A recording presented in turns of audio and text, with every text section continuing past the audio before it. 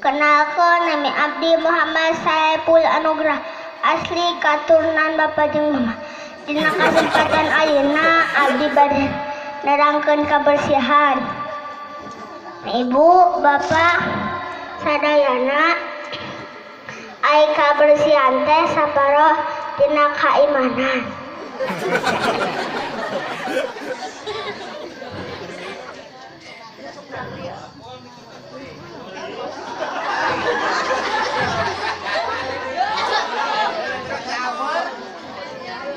Kumargi kitu ibu bapak sadayana kedah janten jalmi anu bersih tekenging janten jalmi anu kotor sabab Allah teresep ka jalmi anu kotor.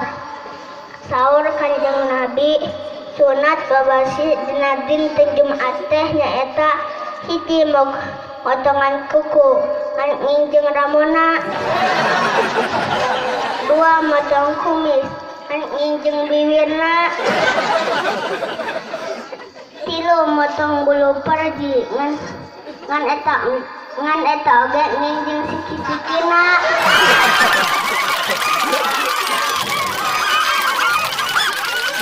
Sakitu tisim abdi mugi-mugi janten ilmu anu manfaat kanggo palawargi.